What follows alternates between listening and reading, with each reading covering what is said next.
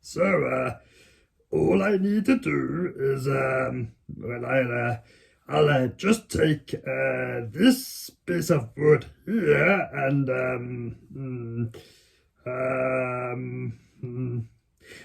I'll stick it there. Yes, yes. Then I'll take this, yes, yes, and that will go on that thingy, yes, and that thingy goes on that thingamabob, yes.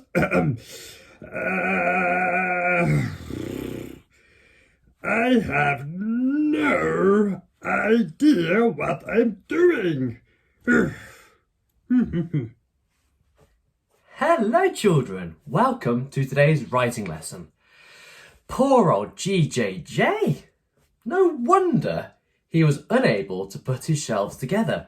Did you see those instructions? Sheesh! What's wrong with them?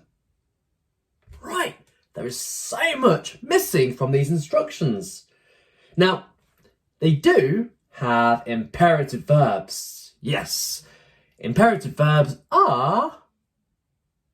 Yes, the bossy verbs. Can you spot the bossy verbs in these instructions? Tell you what, why don't you have a closer look?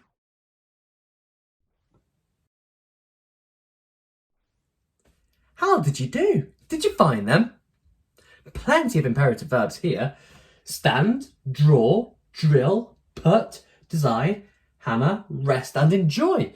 However, they weren't very easy to find. They were quite difficult to spot. What might have made it easier for us to find them? And easier, in fact, for GJJ to follow them? Yes, well done. What we need are some bullet points. And not just any bullet points. No, no, no. We need special bullet points. We need numbered bullet points. If these instructions were laid out with numbered bullet points, I don't think GJJ would have struggled half as much as he did. But that's not the only thing missing. Take these two instructions. Drill and hammer. What did GJJ not have that he should have had? A drill and a hammer. But how was he supposed to know? It doesn't say anywhere on these instructions that you need a drill and a hammer. So, today's lesson is all about structuring instructions. That's a mouthful. Structuring instructions. Right, how should instructions look? I know, Year 2, that you are fantastic at using bossy verbs or imperative verbs.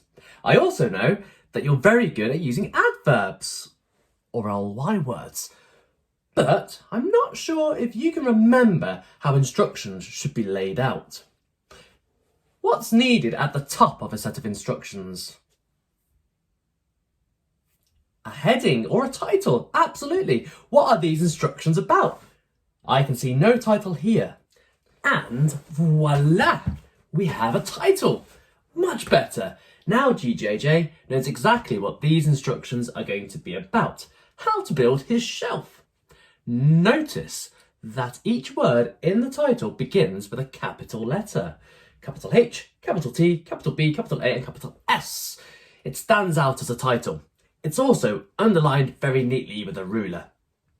Okay, here then, I need something which we call a subheading. Hey? What's a subheading?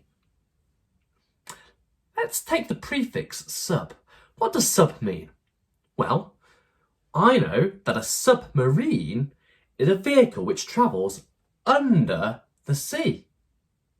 I also know that a subway is a train which travels under the ground. Under the sea, under the ground. Yes, I know that sub must mean under. So a subheading is a heading which goes under the main title or the main heading. Yes, we need a subheading which says what you will need. GJJ needs to collect his tools before he can begin the job. Let's add that subheading.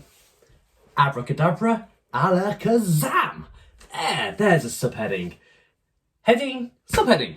A heading underneath the main heading. What you will need. Again, each word in the subheading begins with a capital letter. And again, I've underlined it. The subheading needs to stand out. What is this right here? Well, that, my friends, is called a colon. And if I was to act it out, it might look like this. You try. It's good fun. Colons go at the beginning of a list. And right here, I am going to list all of the equipment that GJJ will need to complete today's task, building a shelf. He needs a hammer, a drill, and a pencil. Let's write that list. So, this is undoubtedly a good list sentence.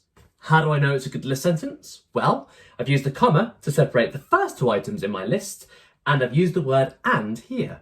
Brilliant! But list sentences aren't great for instructions. Because again, when you're trying to follow instructions, you don't want to have to search the entire page for what you need. No. We need those bullet points. Not numbered bullet points, not just yet, just regular old bullet points right here. One for hammer, one for drill, and one for pencil. Let me fix that. There we go. Much clearer. I know GJJ will really appreciate these improvements. Okay, time for another subheading. Do you know what? There's no limit to the number of subheadings you could create. But we'll keep it simple. We'll have one for what you will need, and we'll have another one here for the method. Don't forget that capital letter. And there we have it. Here then, this is where we need those special bullet points. We need numbered bullet points. Why numbers? Well, I guess it makes it a lot easier to know the order you need to follow them in. It also means that if, for whatever reason, you look away, you do something, and then you have to look back, you know exactly where to pick up. I was on number 3, now I'm on number 4. So, number 1. We'll use an imperative verb. Collect all of your equipment. That's right, second person pronoun, your. I'm talking to the reader. A great first instruction. If that's number 1, then surely my next instruction is number 2. I'm not going to put number 2 here because that would be careless. That'd be silly. GJJ will get lost all over again. No. Each instruction needs a new line. So number 1, stop. Start again, new line. Number 2. Don't forget those adverbs. Try and include some ly words. Instruction numero 2, number 2. Carefully place your shelf against the wall. Ooh, wait a second. That is a fronted adverbial, which is amazing. Absolutely amazing. But if I'm going to use a fronted adverbial, I need to remember the comma that goes after it. There we go. Carefully place your shelf against the wall. I've still got those imperative verbs in there. Full stop at the end. Start a new line for instruction numero 3, number 3. But you know what? I'm not going to write number 3. No. These instructions are irrelevant to us. Great for GJJ. He will love them. But irrelevant to our topic, our class novel. Your instructions today, Year 2, are not going to be about putting a shelf on the wall. Oh, you don't need to worry about that. What you do need to worry about is how do we cross the road safely? Yes, I think these are very important instructions. So, poor old Max the hedgehog is determined to cross the road and reach the park. However, so far he hasn't found a safe way to do so. When he tried to cross at the zebra crossing, he was knocked over by a bicycle. And then, of course, at the traffic lights, well, there were so many people going backwards and forwards, it was a nightmare for him. So how do we cross the road safely? Before we begin to write today's instructions, why don't you press pause on this video and have that conversation with somebody nearby. What do we need to do to cross the road safely? I'll see you shortly. So, children, how do we cross the road safely? Well, Max is right. You do need to find a safe place to cross. You can't just cross anywhere. You need to find either a zebra crossing or some traffic lights. Now, there is one thing that Max gets wrong. He seems to think that humans don't look left or right before they cross. You do need to look left and right, even if you're at a crossing. Because, sadly, some drivers refuse to take notice of crossings. They don't look where they're going. So you need to take responsibility for yourself. Look left and look right before you cross. I realise I just looked right then left, but you know what I mean. Okay, what else do we do? Do we talk to each other as we cross the road? Do we talk to our friends? No, of course not. If you talk, you're distracted. You're not aware of what's happening around you. So no talking when you're crossing the road. Do we run? Get across the road as quickly as possible, just like Max does in the story. No. What's the problem there? You might trip. Absolutely. If you trip, you're stuck. You're in the middle of the road and before you know it, beep, beep, there's a lorry coming towards you, or as Max calls it, a noisy monster heading towards you with its blindingly brilliant headlights and its thunderous roar. So no, you do not want to run when you cross the road.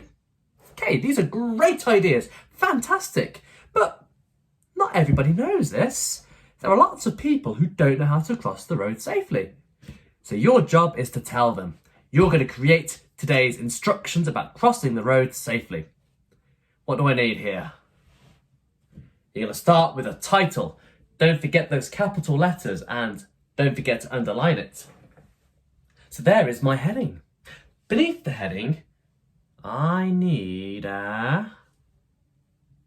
yes, children, a subheading. A heading which goes under the main heading. What you will need. Again, really important to remember that subheadings need to begin with capital letters. They need to stand out. At the end of that subheading, I get to use one of my favourite pieces of punctuation. Are those fists ready? Doof, doof, doof, doof. What is it? It's a colon. Doof, doof. And it's used whenever you're about to start a list. So, what do we need to cross the road safely? Maybe a high visibility jacket. That's one of those bright yellow fluorescent jackets that really stands out in the dark. There we are then, a list of things needed if you want to cross the road safely.